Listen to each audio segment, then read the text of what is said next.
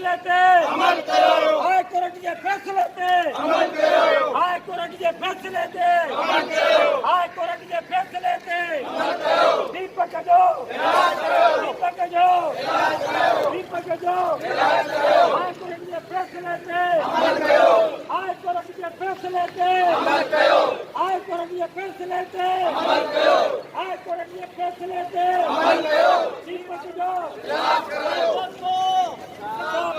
दीपक का साथ करो, दीपक का साथ करो, दीपक का इलाज करो, दीपक का इलाज करो। हम गवर्नमेंट से अपील करते हैं, दीपक का इलाज करो, दीपक का इलाज करो, दीपक का इलाज करो, दीपक का इलाज करो, दीपक का इलाज करो, दीपक का इलाज करो।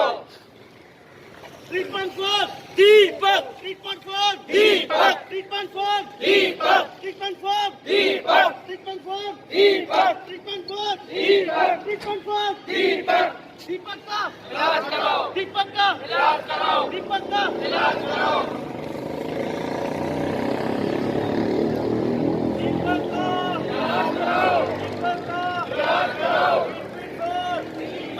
दीपक जो इलाज करो, हाई कोर्ट के फैसले से अमल करो, हाई कोर्ट के फैसले से अमल करो, दीपक के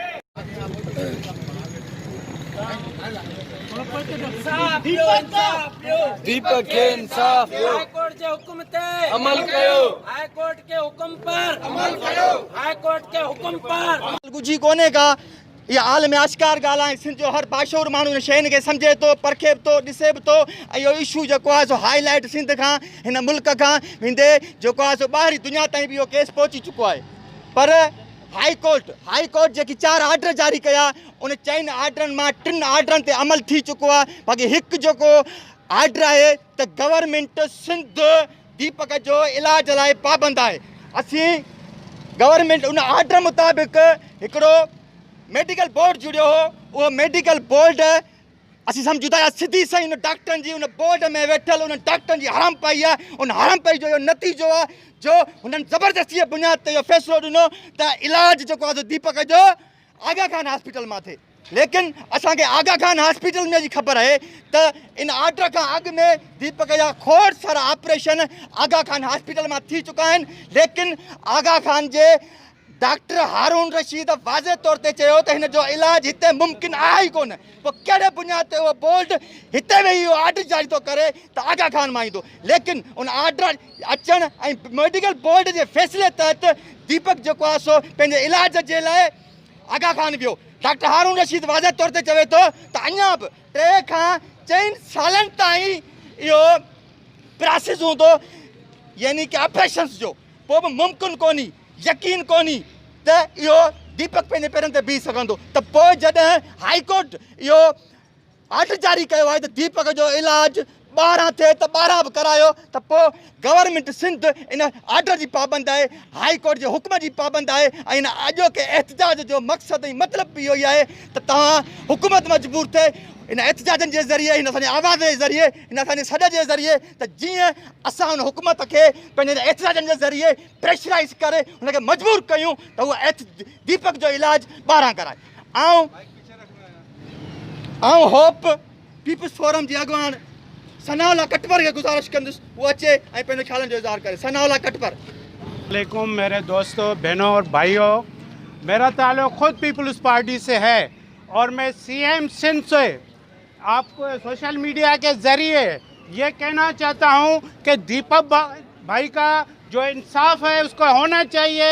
हाई कोर्ट के ऑर्डर पर आपकी तो मुझे नाल ही नज़र आ रही है कि मैं एक पीपल्स पार्टी का सीनियर बंदा इस एहतजाज में शामिल होकर ये आप तक मैसेज पहुंचाना चाहता हूं कि हाई कोर्ट का जो फैसला है, जो डिसीजन था कि दीपक भाई का इलाज होना चाहिए, वो अभी तक नहीं हुआ है। 6 साल हुआ है, उसकी सारी ज़िंदगी तबाह हो चुकी है। तो मेरा सीएम सिंध से और हाई कोर्ट से और बाला अख्तियारान से ये गुजारिश है कि दीपक भाई का इलाज बाहर मुल्क कराया जाए। अस्सलाम। जो क़ौम जी आहे वो जीअंदो रहंदो, जो क़ौम जीआरे उहो जीअंदो रहंदो, जो आम उजारे उहो जीअंदो रहंदो, मूंखे तारीख़ ऐं तक़दीर ॾिनी पका जो सिंध संवारे उहो जीअंदो रहंदो।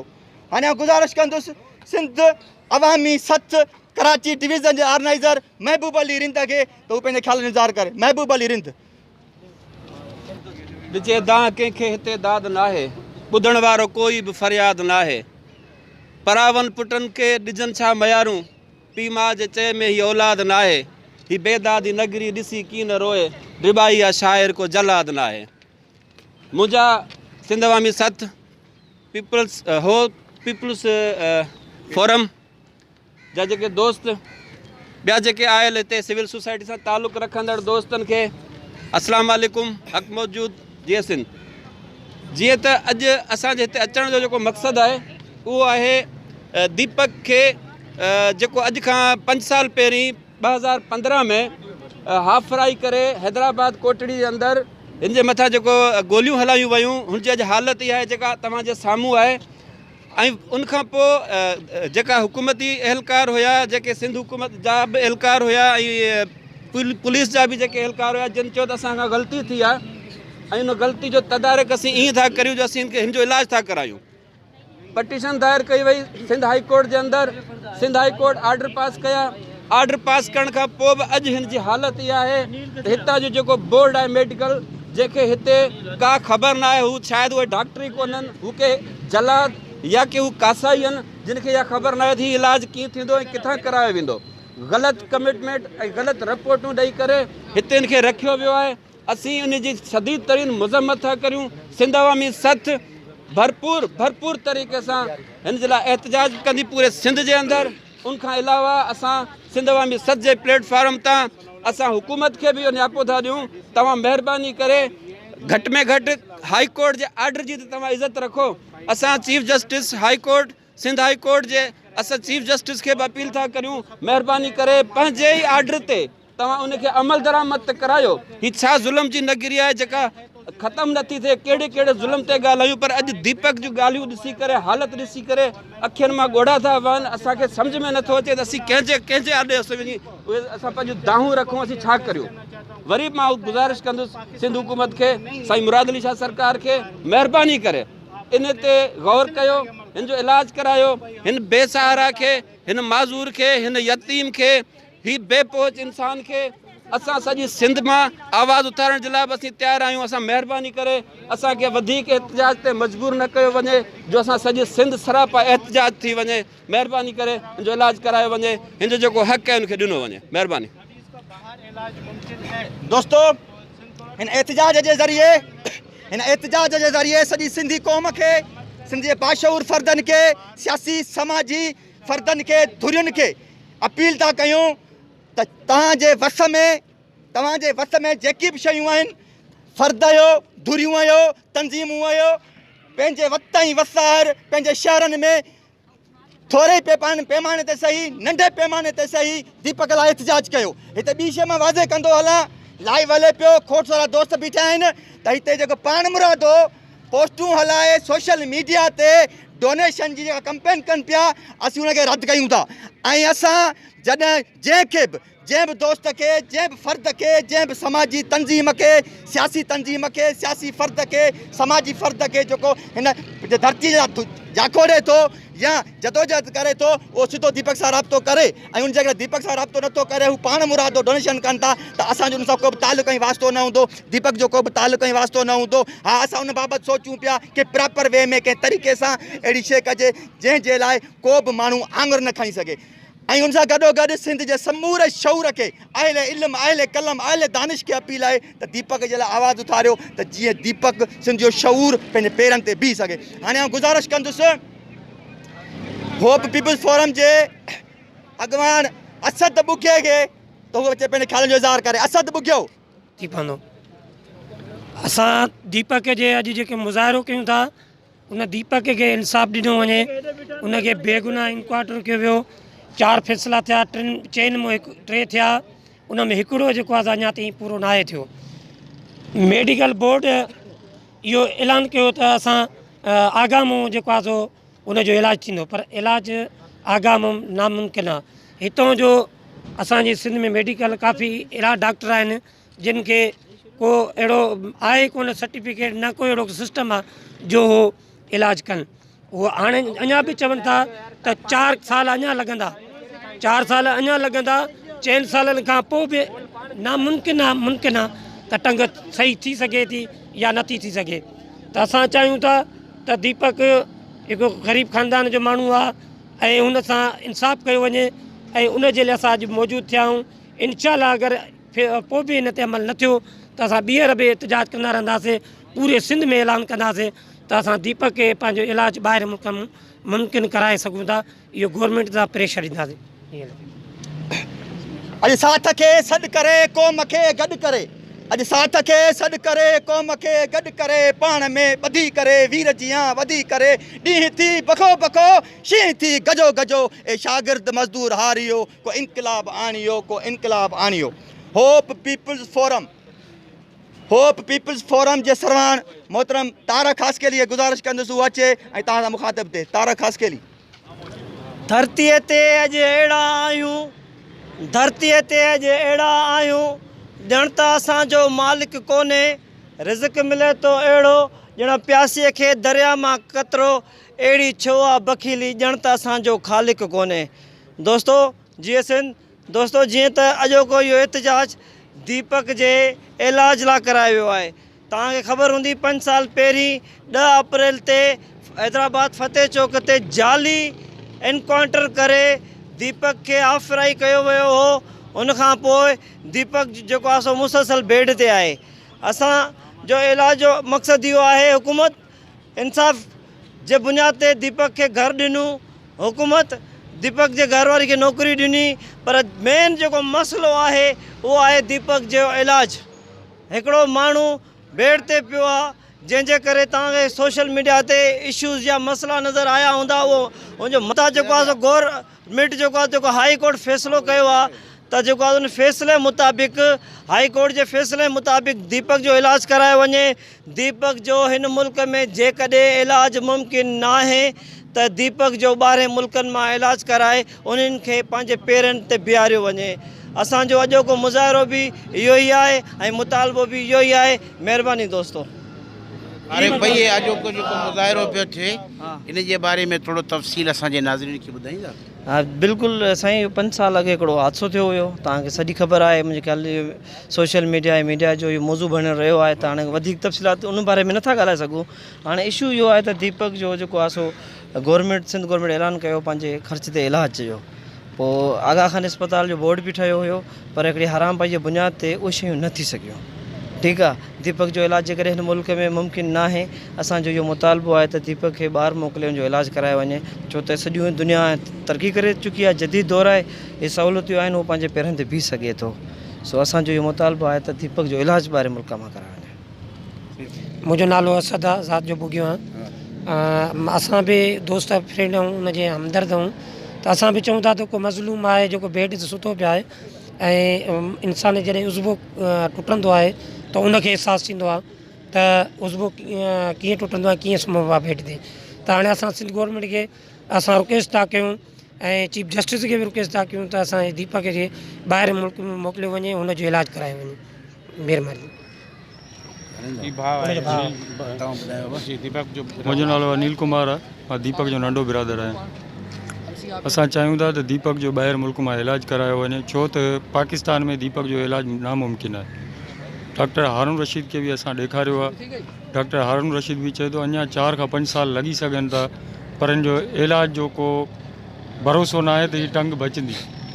असां चाहियूं था त दीपक जो इलाजु ॿाहिरि मुल्क मां करायो वञे। तव्हां सां सिंध गवर्नमेंट जो को राब्तो थियो को हिन सिलसिले में, या तव्हां को उन्हनि सां ॻाल्हि करण जी कोशिशि कई, तव्हांखे छा चयऊं?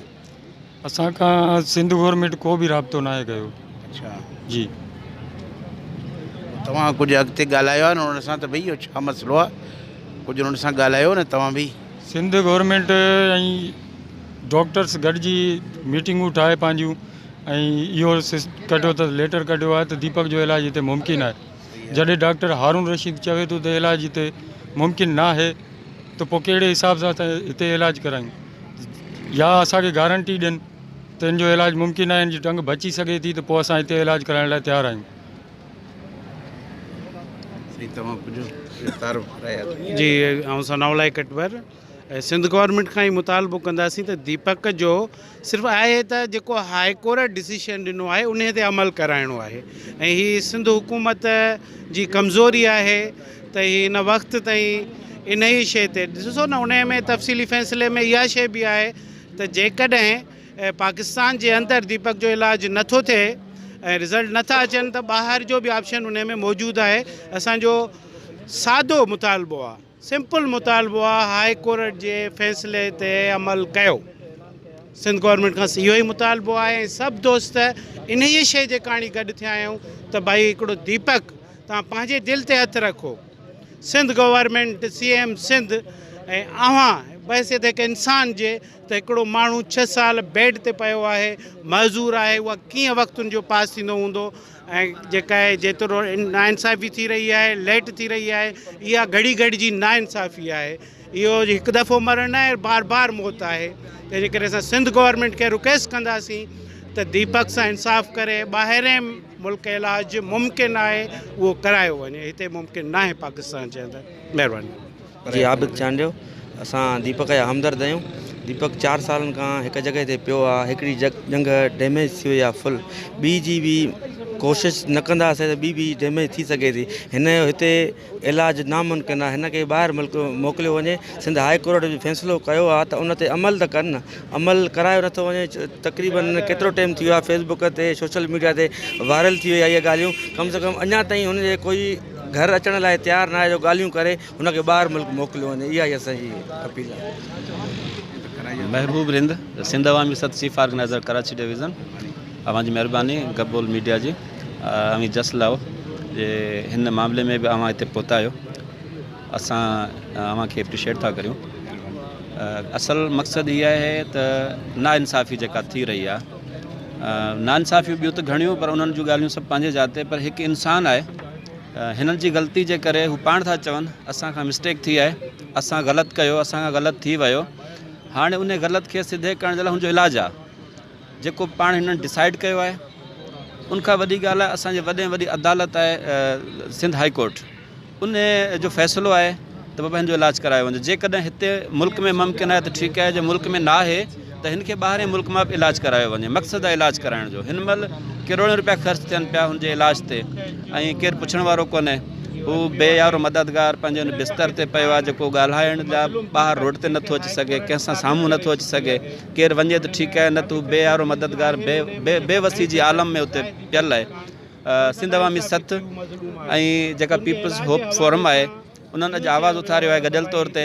असांजो हीउ आवाज़ु सिर्फ़ु हिते कराची प्रेस क्लब ते न हूंदो, सॼी सिंध में हूंदो। सिंध अवामी सत पूरे सिंध में इन जे लाइ एहतजाज कंदी ऐं इन लाइ हुकूमत खे मजबूर कंदी त तव्हां इन ते अमल करायो ऐं हुकूमत जे ई पंहिंजे आर्डरनि ते ऐं हुकूमत जे सिंध पंहिंजो हाई कोर्ट जे आर्डर खे अमल में आणनि, हिन जो इलाजु कराइनि। मुख़्तसर ॻाल्हि, वॾी महिरबानी। शाइर शाहिद हुसैन, सिंध अवामी सत खां शाइर मार भाई जो शागिर्द। त असांजो चवण जो मक़सदु ऐं इन लाइ ही रैली निकिलियूं आहियूं त छा इंसाफ़ हिन जो हक़ु न आहे जा हिन खे इंसाफ़ नथो मिले। जेकर तव्हां खां ग़लती थी वई आहे, तव्हांजी ग़लती आहे, आख़िर ग़लती बि छो थी आहे? ठीकु आहे, थी वई आहे त छा ही इंसान न आहे, ही जा कंहिं जो औलाद न आहे, या हिन जो को जेको आहे सो औलाद न आहे, या ही इंसाफ़ जो हक़दार न आहे, या हिन को एॾो ई वॾो जेको आहे सो जुर्म कयो, या जुर्मदार हुयो जंहिंजे करे हिन खे एतिरो जेको आहे सो नाइंसाफ़ी हिन सां कई पई वञे ऐं 4 सालनि खां बेड ते पियो आहे। जेकर कोर्ट फ़ैसिलो थी करे त उन कोर्ट जे फ़ैसिले खे बि तव्हां जेको आहे सो फॉलो नथा कयो। छाजे करे आख़िर फॉलो नथा कयो? छा का साज़िश आहे, का प्लानिंग आहे, तव्हांजी का सिफारिश आहे, या कंहिंजी मिशन आहे? खुफ़िया मिशन बि हूंदा आहिनि, कई पॉइंट थी था सघनि। उन पॉइंटनि जे ज़रिए बि असां आगाही कयूं था त भाई आख़िर उहा चीज़ ऐं उहा शइ असांजे साम्हूं त अचे त जेको आहे सो जंहिंजे करे हिन सां हेतिरी नाइंसाफ़ी ऐं हेतिरो ज़ुल्म ऐं हेतिरो हिन सां कुझु थियो पियो वञे जेको आहे सो हिकिड़ी 4 सालनि खां हिकु बेड ते पियो आहे। छाजे करे, छा वजह आहे? उनजी का वजह हूंदी जेका असांखे बयानु त कई वञे, असांखे ख़बर त पए त भई हिन जो एॾो जुर्म आहे। असांजी इहा अपील आहे सिंध गवर्नमेंट खां ऐं जेको आहे सो CM सिंध खां ऐं असांजो ई सिंध अवामी सद जेको आहे सो हिते रुॻो हिन हिकिड़े प्रेस क्लब ते जेको आहे सो रैली न कढी पहुचंदा पर असांजी इनशाला पूरी सिंध में हिन जे लाइ हिमायत हूंदी रैलियूं हूंदियूं। महिरबानी।